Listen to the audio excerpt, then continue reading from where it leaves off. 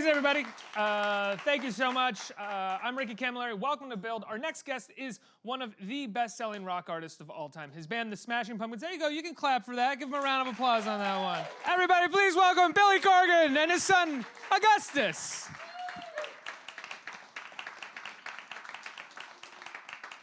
Hey, Augustus.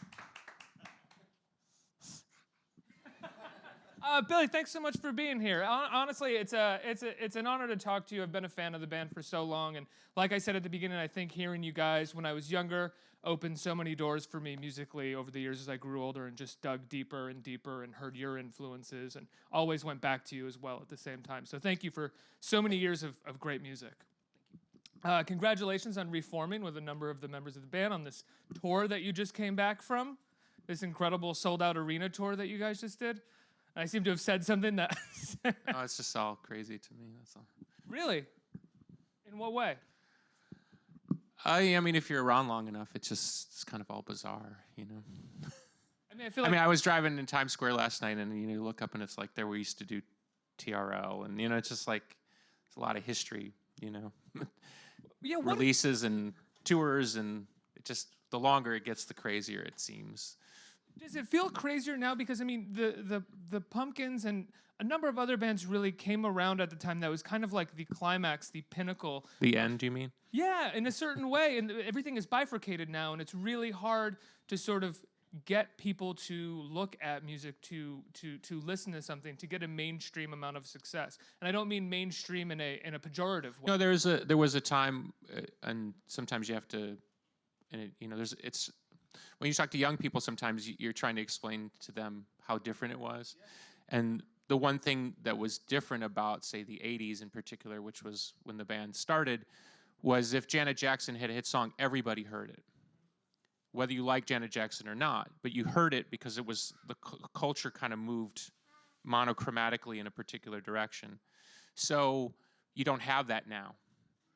Sometimes I'll hear a song and they'll be like, oh, what's that? And somebody's like, oh, that was so-and-so single from 3 years ago.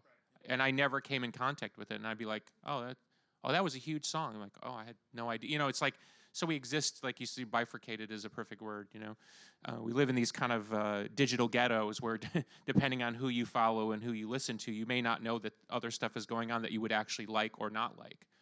And so it's really hard as an artist to gauge whether or not your music is connecting beyond your fan base, because obviously you want to reach a wider audience, but you're never sure whether they like it or they don't like it or they've never even heard it, because there's almost no way to check that. I think in recent years Trent Reznor was talking about his most recent albums and said that he kind of stopped caring about trying to reach the audience because he realized that there's no way to actually do that anymore, so to just make the music that you want to make. I'm wondering, as someone who had all this success at this period of time where you could rely on these sort of old machines to get your music to a large amount of people, if you ever stopped caring about that, and if you were like, I'm just going to make the music that I want to make, it doesn't matter how it lands anymore. I'm a big proponent. I don't disagree with Trent's assertion, but I'm also a big proponent that if you're not trying to reach people, there's some sort of surrender in that I don't like. Because I remember, I'll give you a perfect example, and I'll be quick about it.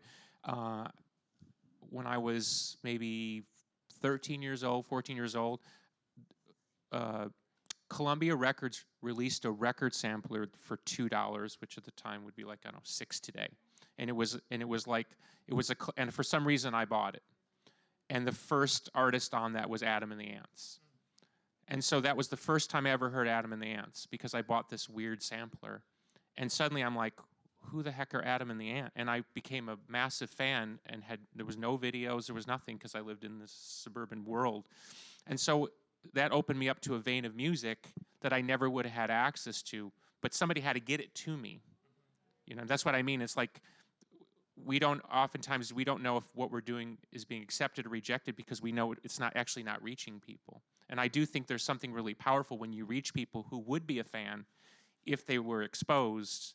So you still, as an artist, you have to try to fight through this, the millennials, they don't care about this, or you have to fight through all that, because you really have to believe that music is a transformative thing for most people. And if you can reach them and you make a fan, it's such a powerful experience, you'll make a fan for life. So I do believe you have to believe in that, but of course, I think Trent's just being pragmatic. Now, when you when you guys released the first few Pumpkins albums before the band split up, I imagine in the rehearsal space and when you first got together, it felt like a transformative experience. And I'm wondering if you felt that again when you guys got back together and started recording these demos. I think the thing is we worked together so much over 14 years that it was literally like getting back on the bicycle. What's that? He wants to be the center of attention. I don't know where he gets that from, but okay, let Daddy talk. He's taking to that audience laugh really well. Play it up, Augustus. Yeah, exactly. Okay, I'm sorry. No, that's okay. I'm sorry. We were talking about like the transformative experience of coming back together. What it felt like in the studio. Right. We worked together so much that it was just like getting on the bike. We just went back to doing what we did. It strangely didn't feel like the 16, 17 years had passed. I know it was weird to me that it didn't feel like that. Because you build it up in your mind, like, oh, what's it going to be like? Is it going to be the same? It was totally fine. It was easy. And you've always been, for the most part, the primary songwriter of the band. But when you get together with them and you bring them your songs, oh, I know what he's looking at. We got the Macy's Day Parade floats above my head right now. Do you feel like, oh, there's Jimmy's drum fill on this. I love that. That sounds like the original Us. Or there's James sort of like pulling the rhythm. Oh, you mean, are you asking me if I have a fanboy moment? No. No, you don't. No. Why would I? I was there. You know what I mean? I know. Yeah. I'm not trying to be cagey about it. I'm saying is like, we did it together. You know what I mean? So, in the wrestling business, we use the term mark. We're not marks for our own music. I think that's kind of what makes a band good. Is you're your biggest fan, but you're also your biggest critic. Right. And no one's more critical of what we do than we are. So, the good news is we'll listen to one another because we have that experience. All right, you happy now?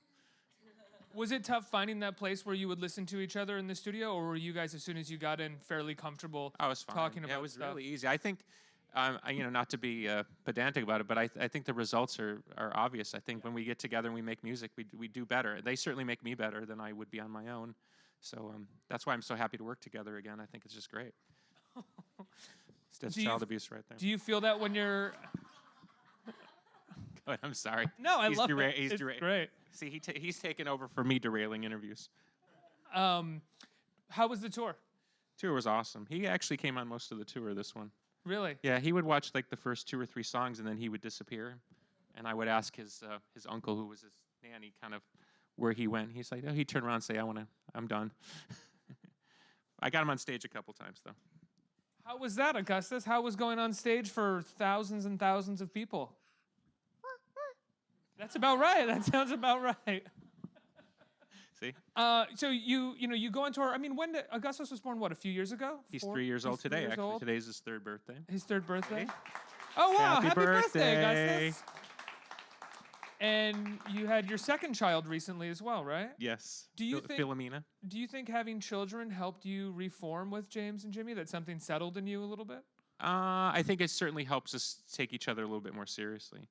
Because when you're young and your decisions are it's sort of the ego of like, well, this is what I want to do. This is what I want to do. Now, when we make decisions, we have to talk about how it impacts our families, and that's a big part of the discussion. Like, okay, if we're going to go on tour in this, and people literally say, like, Jimmy's son is a top gymnast in America. Wow. Yeah, he just made I'm going to say it wrong, but he basically made kind of like for his age group the precursor to the Olympic teams. He's in like the 12 to 13 age group. So he's like a top gymnast in America, Jimmy's son. So Jimmy's literally like, that's a bad time for me because I got to go to my son's meet in Oklahoma and stuff like that. And of course, there's massive respect because not only do we have respect for his son's accomplishment, but also we understand how important it is to Jimmy. It's just like a massive humbling for all of you. Well, yeah, I mean, that's what I'm saying. I think getting out of the ego game has been the best thing for all of us. I mean, it's like the one thing we got right was music. You know what I mean? We got everything else wrong, and I think that's why parenthood is really important to all of us because we all learned that being in it for ourselves wasn't a good thing for any of us. Really, we're better together as a family, and I think that's one of the best parts about being back together is it's really more of a family vibe now.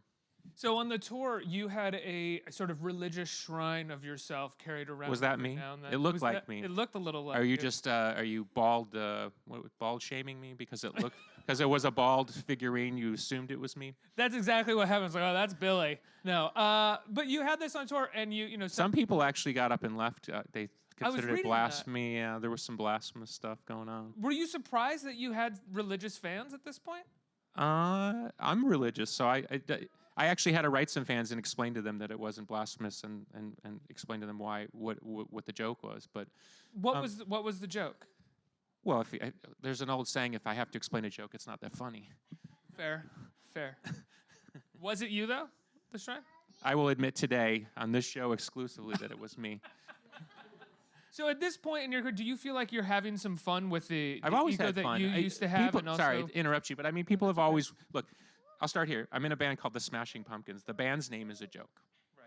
We started with the joke name, and the things where people always took us seriously were us playing them. It's like if I can convince you of something that's not true, the joke's on you. It's not on me. Right. But people thought we were the butt of the joke because they would be laughing at us, but we would be laughing at them because we were playing them. Got it. The band was built as an ironic. I'll be quick about it. So imagine 1988, 1988, 89, we're playing. We see that rock's kind of having this interesting resurgence from the ground level, and we start playing heavier, and we start to see an audience come forward that wanted this kind of music. Especially in Chicago, right? Yeah, and you're in the middle of nowhere as far as we were concerned. So we sat down one day and sort of had a discussion. It was kind of like, well, we can be a typical rock band and pick your bands of the time or the bands that have come before. And we looked at each other and said, we'll never be better than those bands. So what can we do that would be different? And so our thing was to attack it sort of, it's like you cherish something so much, you sort of rip it apart. Maybe a commensurate artist would be like a Tarantino, where he so loves a certain genre, he almost rips, like he takes on a Western, he kind of rips it apart. It's like it's both adoration and a piss take. That's what we did. We used to get reviews in the 90s where people would say, do they like rock and roll or do they hate rock and roll? And I'd say, exactly. Well, what happens in that period of time where you also become part of, I think for a certain part of the audience, part of the kind of teen angst phase where Zero or a few other songs are not seen as ironic and they're actually seen as emotional. Well, you got to understand, but we were heavy metal fans. So we grew up listening to Ronnie James Dio sing about Man on the Silver Mountain.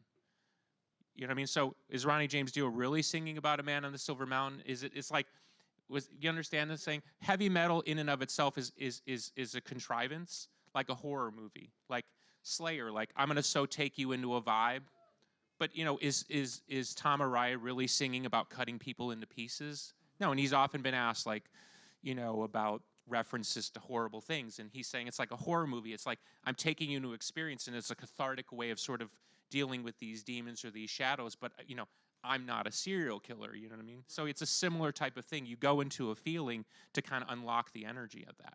And for whatever reason, we tapped into that teenage angst, but it wasn't like by design. I mean, we had teenage angst. We grew up in the suburbs. My downtown, literally where I grew up, was like Burger King on one corner, McDonald's on the other, shitty steakhouse on the other corner, and a Walgreens. You know what I mean? It's like, that was my downtown. I didn't have like the It's a Wonderful Life Main Street with the cop on the corner saying, have a good day, Mr. Corgan. You know what I mean? And many people who grew up in the suburban wasteland of America and are still living there know exactly what I'm talking about. It's like a land of no culture. So culture for many kids like we were was heavy metal, Dio singing about Man on the Silver Mountain, sort of like, is it real mysticism or is it a faux mysticism, or James Hetfield singing about the war dead or something, we could relate because it's sort of a fractured experience. It's not as linear. And then it's only later when it succeeds that people come along and try to put an intellectual construct on the back of it. Right. It's like I recently was on Lars Ulrich's show, and it's like Metallica unleashed, and I was there in 85 or whatever, they unleashed this set of emotions in the suburban underground of this sort of angst of like, where are we going? Like, what is the suburban dream that all our parents were promised? It was empty. I wonder if that so you tap into exists. that. You know what I'm saying? It's more of a nihilist kind of opinion than anything sort of intellectual or erudite. Yeah, I wonder, not to go on too much of a tangent, but I love it. I wonder if a genre like that exists right now, or if that's still happening. If there is genres? A suburb, if there is a version of groups who are tapping into that nihilism. I think, unfortunately, Little Peep. I think Little Peep, probably of all the artists that I'd heard recently, tapped into that same angst, and it's so sad he passed away because he was just getting to the bigger part of his work, you know. He somehow, when I heard Little Peep, I was like, that's exactly that same vibe. It's like, I'm at the 7-Eleven. I have all these deep feelings and thoughts, and what do I, like, the 7-Eleven is the epicenter of my universe. It's like, for a lot of people, that is their life. And he was kind of shocking in a way that could cut through, I think. Well, and here we are in New York, and you know, I've been critical of the town, and I've lived here. You know, like people call coastal elites. A lot of people live in these ivory towers in New York and LA, and they look down on the rest of the country and they say, oh, you know, you should believe in this, and you should. And that's how not most people. Most people are like, how do I get out of the trailer park? Right. They don't have time to debate the meaning of a word. You know what I mean? Or a symbol. They just don't have the brain space for it. They just want to get out. Like getting out, it's like the survival instinct. And rap, in many ways, I think, has captured that. They stole, a lot of the rap artists stole the mantle of that sort of angst. Like, get me the fuck out of here, you know? Yeah. Can I swear on this show? Yeah, you can curse, yeah. I'm trying not to swear anymore, so.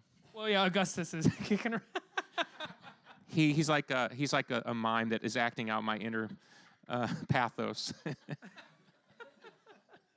So you guys brought Rick Rubin on to produce the album. It was actually his call. Oh yeah, you're a big fan of Rick? He hired Rick, yeah. You've worked with some of the biggest, you know, the greatest rock producers, right? You guys worked with, didn't Vig produce Siamese Dream? Am I correct Butch there? produced Siamese Dream. Flood and Alan Mulder produced Melancholy.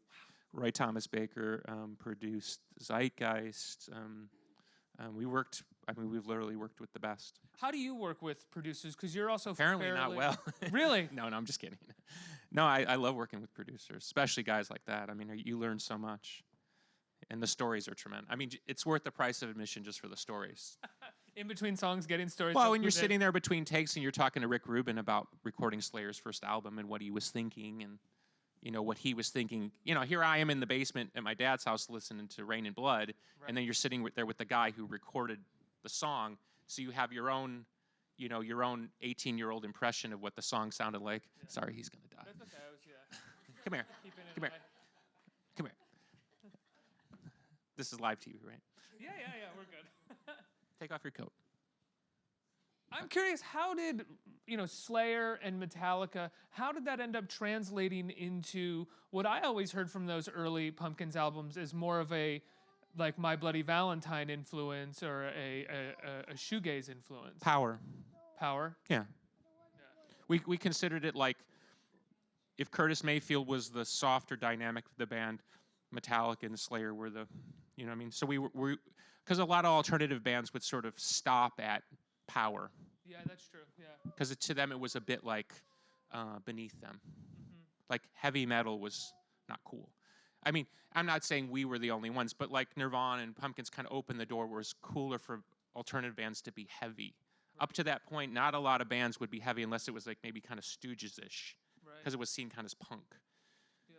Right, and whereas Nirvana... Like metal moves were verboten in alternative world.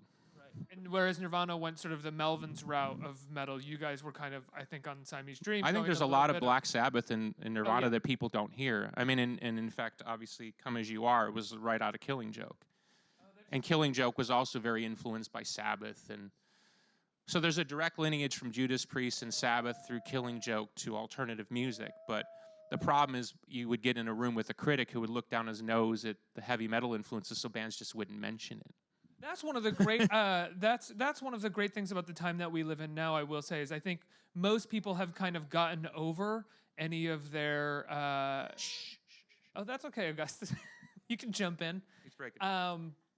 It seems like most people and artists have to a degree gotten over any kind of like, oh, I hate disco sucks, or I hate this kind of metal, or I hate that, and everybody is kind of open to a world of influence for better or worse, and sees the talent behind most genres. I agree with you, but I still get the critical snob thing. Even today, I'm 51, almost 52, and I still get in a room with a guy who's half my age who gives me crap about liking Rainbow. Because it's intellectualism. It's an intellectual overlay over an emotional experience. Thank you so much. That's one of the great things about Rick as a producer is he likes it or he doesn't like it. He doesn't have an intellectual overlay. Augustus, I'm gonna hold on to this for when I'm really old and you have a band, and I'm interviewing you on some other stage somewhere that's some sort of VR thing in someone's eyeball, and I'm gonna present this to you and say, "You gave this to me." Thank you. I'm sorry, Billy. You were saying fine. I totally interrupted you to talk fine. to your son. So he's out of mind. No, it's fine. But yeah, you were saying that there's a sort of intellectual snobbery when it comes to music still that exists. Of course. Yeah. Of course. I mean, by and large, you have people who are non-musicians telling musicians how to make music. And that's, it's the same thing, painters. There's the critical, so I get it. It's fine. There's always a tension there that exists between the intellectual overlay and the on the ground one. And of course, the musicians always look at the critics and say, you don't get it. And the critics look at the musicians and say, if you'd only listen to me, you would be bigger or cooler. Did you ever... we get in a room with critics circa 92 and they would literally say, kind of like, if you just listen to me, you guys would be cooler. And we think, no, we already listen to those records. We don't like those records. Like we do get it. And that's when we started playing the journalists. We would play along like, really? Okay, gee. Yeah, honestly, that's what we did. Oh, right. Sort of like looking at journalism, like, yeah, you're absolutely right. Oh, yeah, you're so right. Yeah, we got to get out our Stooges albums again. We really got to dive deep and figure out what makes it cool for you, because you're the guy we're trying to reach. And we were literally trying to reach the kids in the trailer park, and we were cool with that. Do you find that you still have that experience with journalists? I think they've given up on trying to reform me.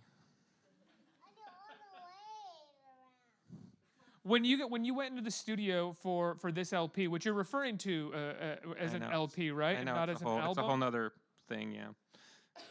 To me, it's albums are more conceptual, and because this LP is more of a collection of songs, it's more comfortable for me to call it a LP in the old traditional sense. It's just a contrivance of words. It really doesn't mean anything. Do you see any of your previous album/LPs as an LP versus an album?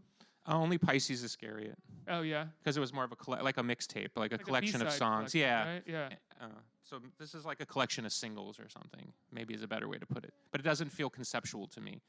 There is a conceptual work there that I'm trying to get at, but I'm not there yet. So, hence the Volume 1 contrivance. So you guys are doing a few more shows, right? Some 30th anniversary shows. Allegedly, yeah. Allegedly? What does that mean? Well, we'll see. I mean, we're trying to get some people to join us and special guests. We're trying to make the shows noteworthy, but it's not always easy with everybody's schedules. But we have a lot of invitations out. We want to make every show in that run special if we can. Right. In this tour you had, in the shows in Jersey, you had Courtney Love join you, right? Mark McGrath, Chino from the Deftones, Brad and Mark from the Killers. Mm-hmm. I know I'm missing somebody. Peter Hook. Oh wow.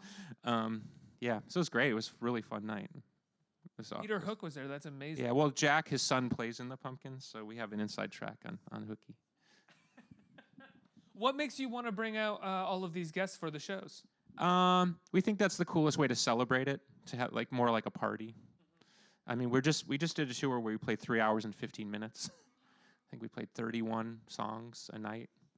So there's plenty of indulgence there to go around, and we were really celebrating our 90s records. So I think the best way to celebrate, instead of playing a longer show or play deep cuts, I think is to have special guests and kind of make it more of a party vibe. And the show that in New Jersey had that, and it was really notable. I think it surprised a lot of people because it's not our normal show. Our normal show is a bit long and dour. A lot of people try to even upon reunion try to sort of run from the train. This.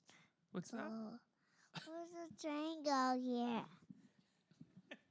A lot of people try to run from the era of which they gain the most notoriety, whether it's the 80s, whether it's the 90s, even when they reform and do reunion tours. But you seem to be sort of running into it as hard as possible and almost making fun of it. I think especially with McGrath playing a kind of version of himself in this video. Yeah, he's the devil. It was a great pleasure casting Mark McGrath as the devil. Well, the devil / Entertainment Tonight host sort of thing. I don't know. We live in a meta world where anybody can go on YouTube and watch Led Zeppelin 69 videos all night. You know what I mean? So you don't have to ask permission anymore to like get not only the band you want, but the version of the band you want. So I eventually just came around to realizing that we could have fun with it and celebrate our legacy, or we can continue to sort of play this game where, you know, we're certainly not going to. It's like I'll give you a quick example. Hey, okay, go over there. Can you? Sorry, I'm calling in help. I give up. I tapped out. Bye, Augustus. Go get some water. All Thank right. you. Thank you. Yeah. The birthday boy. Happy birthday. There was a meltdown coming. I saw it. Oh, you could feel. Oh, so I was interviewing with a nice young man from the New York Times, and he was giving me guff about, you know, you've always said you don't want to sort of play the hits, which isn't true, but this is the sort of the meme version of me. So, you know, how do you feel about going out and playing all these, songs and da da da da da, and basically asking me the big sellout compromise question. And I said, I don't really remember the New York Times writing about me when I was doing 3-hour shows of deep cuts and half the audience was leaving because they were mad at me, right? So my point is if you're not going to get the support of the critical class for when you do take chances, they don't have a right to give you shit when you come around and say, I'm just going to celebrate the best part of my work and my legacy because, by the way, I wrote those songs and we made those songs together. Like, it's our party to throw if we want it. Like, and I'm using you as you don't. That's fine. You're the every journalist. You don't get to decide the way we play this game. We decide the way we play the game, and that's what I'm saying is they want to play these weird semantic games about well, you said in '92 that you didn't want to. It's like there's no winning in this world because it's a hall of mirrors world with YouTube and all these other things. Like literally, somebody can go on and create any version of you that they want. What is so what I'm saying is, do you try to fight that? No, there's no way to fight that. You could literally drive yourself crazy trying to kind of outmaneuver, the meme over here and there's a lot of people they're watching this viral video. It's like, who cares? You know what I mean? And everything is saved. So now you said something in '92, you said something in 2006. No matter. I guarantee you, for everything I've said the opposite. Of course, because so you're it a doesn't human matter. being who evolves. No, but I also was saying a lot of those quotes were attributable to the character that I was playing to drive them insane. What character are you playing right now? I don't know. You'd have to ask me. I don't know. In a couple years? You just did, yeah. Have to come back? I don't know. I feel like I'm playing myself, but I'm never quite sure. You said the critical class that wants to have the sellout conversation. Do you see that conversation as even worthy of having at this point when it comes to being a musician? Like, I remember in the 90s, it was the big conversation, oh, they sold out, blah, blah, blah. But what does that even mean at this point where the best way to even make a living as a new artist is to probably sell your song to a car commercial? I do see where a certain class of journalists wants to hold the old guard to the old rules, but they don't apply them to the young artists. So it's a bit, and I don't care because I don't worry about fairness. But my point is it should be the same rules for everybody. Like if the indie band gets to do the Apple commercial, don't give me guff if I do the, whatever, the American Express commercial. Have you even done? I don't even think. Have you? Yeah, we've done a few things. Oh, you have course. done. Yeah, it's just at some point it just becomes a good idea. Yeah. Like, gee, I need to build a recording studio, and okay, I'll take that and build my recording studio. It's like at some point it's just financial or prudent.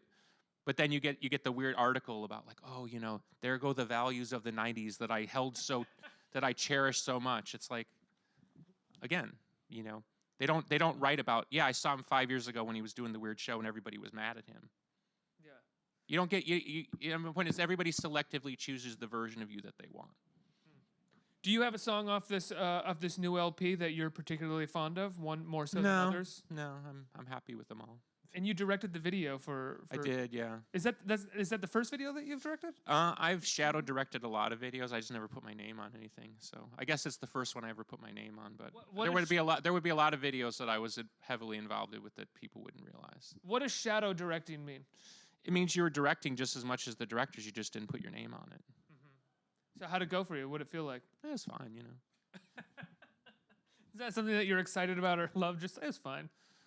No, I knew what I wanted in terms of the video and let's put it. I wanted the old school fun vibe of the Pumpkins, and I knew no one else was going to get it. Huh. Like the vibe that's in the 1979 videos are perfect. That's sort of like we're having a bit of a laugh. Or even tonight, Like a little bit. we sent out the video treatment for, there were a few people that I was interested in, and I liked their video, so we sent them, okay, give us your ideas. And I swear to God, I got 3 treatments back, and it was all like, you're in an apocalyptic wasteland, the world is on fire, and you're running. One had me getting stabbed in the middle of the video for a song like that, and it was like, I get the world that those guys are living in because they're all watching Walking Dead every day or something, you know what I mean? Or they're playing Red Dead Redemption, or you know what I'm saying? Whatever that world is, fueled by methamphetamine or something. But but I'm saying is I just wanted us to have I thought the video would be more would feel better if it just was just a bit of a laugh.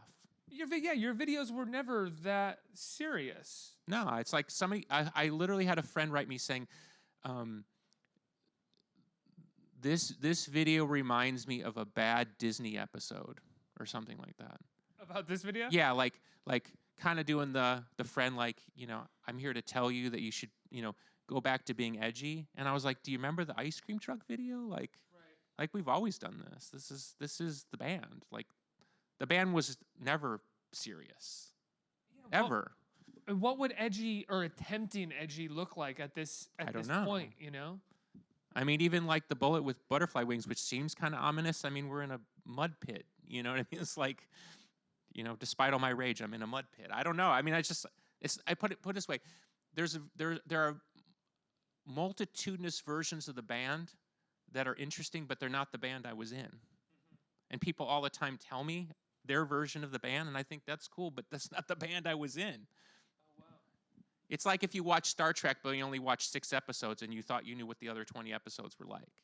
That's how I feel. It's like, yeah, I get why you think that from the 6 episodes, but if you actually watched all the episodes, it's been kind of a big laugh the whole time.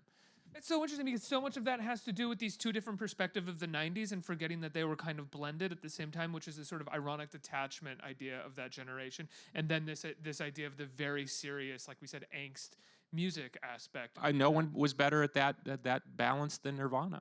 And you guys, I would say. Well, but I'd say Kurt did it even better. And then you have Pavement, which is solely ironic detachment without the angst a little bit as well.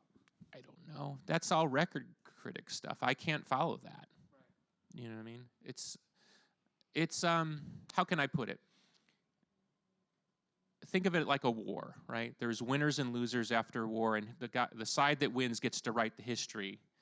And the side that loses gets told they were all wrong and everything they did was, you know what I mean? It's how you feel sometimes. It's like the winner, so the people with the pens get to write the history. I'll give you a quick story that still amuses me. So I had a big beef with this guy who was, he was an editor of a big magazine back in the 90s. I mean, we had like this weird falling out, and I won't even get into it. So one day I'm in a bookstore and I see the book on the shelf, and it's called The History of MTV. And it's like this thick, right? And I stand there and think, do I want to look, right? And then I look and I see that this guy's name's on the book. And I think, oh, God, I probably should look because, any reference is going to be just negative, right? And I thought, I'd rather know than not know because I'd rather see it with my own, because sometimes people will write me, did you see the thing? So I thought, I opened the book. There wasn't one reference to the band in the history of MTV. That's what I mean. We didn't win that war, so that person or those people get to write that history, and we don't exist in the history of MTV. We were like one of the most dominant MTV bands ever. We had 7 years of MTV dominance. Tonight in 1979 were considered 2 of the greatest music videos of all time by most people who talk about music videos. We didn't rate being mentioned. Wow. So that's what I'm saying is not to dredge up the times, but it's culture war. So there's winners and losers in the culture war. So we fought the culture war before it was declared. Now it's declared, and now it becomes obvious of what side you're on. You know what I mean? And then people try to drag me into the political fray as if I'm sort of part of that larger political narrative, and I'm just an artist with an opinion. But it doesn't mean my opinion's right. It's just a perspective. So you can't be a successful artist if you don't have a perspective, but then you're asked to sort of get in sort of cultural lines and line up and virtue signal and hashtag, and it's like, whoa, that's just not our trip. Yeah, there's some sort of assumption that artists have to have the correct opinion or the same opinion. Well, it's become part of marketing now. Yeah, exactly. I have to say, there's nothing I would have loved more than to have walked into a bookstore and seen Billy Corgan stare at a book called The History of MTV, debating whether or not he should read it. Like just There's the 2 minutes. there's a viral video right there. The image of you just sitting there looking at the book would be. You can literally see the thought bubble. Like, I Yeah. don't know, this is a good idea. Let's get some questions from our audience. Who do we have questions from? Right here. Hi, Mr. Corgan. Thank you so much for the great interview. I love the new album. I love your solo album. I love all the Pumpkin stuff, and almost especially your post-breakup output, believe it or not. Oh, thank you. Yeah, and so I'm kind of curious. This is a really simple question, and it might have a really simple answer. And I'm curious Yes. why I why was answering it. It was now yes. the band is back together. It might be an obvious one, but is it emotional? Is it musical? Is it commercial? Why now? I feel like if that's your question, I didn't do my job. The most obvious No, it's This question. has been a great interview. Thank you so much. No, I actually I kidding, love. I'm kidding. Here's why I love the question, because, and it's any history of a family is intertwined with a lot of stuff that doesn't make sense unless you're in the family. But to oversimplify the family history of the Smashing Pumpkins, when we were in a room making music, we had incredible success, not just in the world, but with one another. I mean, we were able to take these ideas and turn them into songs that people still. I mean, it's pretty amazing when you think about coming from nothing. And then all the other stuff, the personal stuff, was where it all kind of went wrong. So there's that haunting feeling, you know, almost kind of like the one that got away in a love relationship. You think like, well, gee, if we could just set aside this stuff and get back to doing what we do well, what would that be like? And so that's the cool thing about the record, is it's an example of like, okay, that answers that question. That machine still works. And it was a little bit like, you know, it's like a Frankenstein thing where you kind of flick on the lights and the, you know, zzz, it's like, there it is, it works.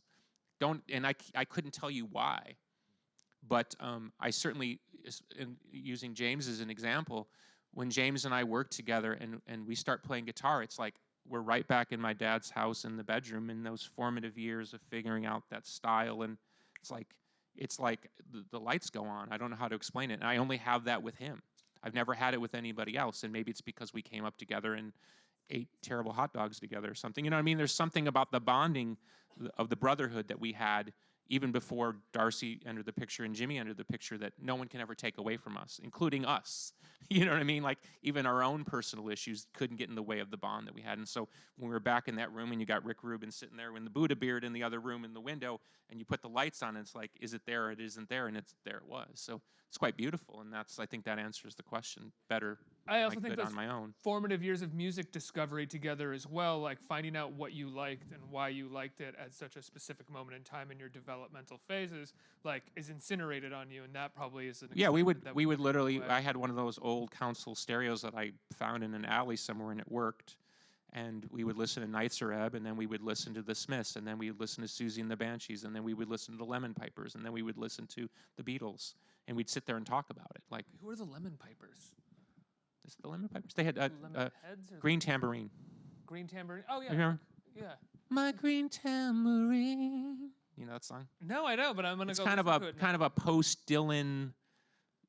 It's like kind of ripping off Tambourine Man. This guy's got a tambourine. It's Oh, a it's famous like '60s song. Oh, okay. Yeah, it's the Lemon Pipers. My Green Tambourine. Okay. It's a I'm gonna go- famous psychedelic song. Okay, I'm gonna go. We should go out with that. Yeah. I'm supposed to do one more question. I feel bad taking it away from him right here. How you doing, Billy? Such a pleasure. Thank you. you so much for 30 years of music. Congratulations on the new album. Thank you. I was fortunately at the PNC Bank's Art Center show with all the plethora of surprise guests, so that was truly extraordinary. I wanted to ask how the recording process differed on this album versus previous albums you've done before, and did Rick do anything that truly surprised you and extracted something that you didn't think you were capable of necessarily? I think the recording process was pretty traditional. You know, just get the song together, kind of make a quick demo, say that's it, and then just bang it out. Jimmy played tremendously on the record. I mean, I'd say most of the drum takes were 4 takes or less. So you just, you light a match under Jimmy and there it is, and then you just do the process of building up the track. As far as Rick goes, I think Rick's so great at kind of getting to the core essence of what makes a band tick, and he's able to strip away your mental overlay of what you think the band was, or he kind of gets to the heart of it. And he's almost like the best fan you could ever have, where he knows what's good and he knows what's not good, and he'll tell you. And so he kind of clicks away the debris of the years or whatever you think and just gets down. So it's nothing surprising, but you almost find yourself surprised that something so simple works so well, if that makes any sense. I'll give you, for example, the song Travels. We had a very complicated arrangement, and Rick said to Jimmy, can you just play a simple beat through the whole song? We looked at each other like, well, that's not going to work. Okay, Rick, if you want us to, and we did it. And then we went and listened. It was like the song was magically 3 times better. And in a million years, we never would have done this one thing. But Rick could hear that, where for us, it would have been more complicated. Rick was like, no, go simpler and let the song shine through. And that's what's so beautiful about Rick, is he just gets to the heart of the matter and quick. So oftentimes a producer for you guys is kind of like an outside observer who can just notice something because you're in it. You might. It's kind of more of like a dad thing, you know. So there's always a bit of a punk rock, like you really don't want to listen to dad. Like, what does dad know, you know? But I would say the best producers that we worked with have always just been our friends. They seem to get to the heart of what it is we're after and just want to make it better. And that gets to, I don't want to convolute the simplicity of what I'm trying to say, but they don't come in with a bunch of mental BS. They're able to just get to the heart of what the band is after. In essence, the band's into, like, I'll give you, for example, you meet a fan on the street and they kind of give you this conversation like, if you could just get back to Siamese Dream 2, man. Someone says that to you? Well, you kind of did. No, I did not. No, but I'm saying is and Bob Dylan talks about it in his book that came out a few years ago. It's like you get this vibe that, like, if you could just get back to 66 Dylan, man, everything would go great. And there might even be a part of you who thinks like, yeah, I wouldn't mind going back there too. But that's not how an artist's mind works. It's not cyclical, it's progressional. Yeah. So even when Neil Young went back to being what people said was old school Neil Young in '89, when you actually go back and listen to records, it doesn't sound like old Neil Young. Mm-hmm. It feels like old Neil Young in a way. And as a fan who listened to him from the 70s on, but if you listen to 89 to 90 Neil Young, it doesn't sound like 70 Neil Young. It might make you feel that way, but it's actually different. And that's sort of where you got to get to. Even if you circle back on some level, there still has to be something new to say. You know?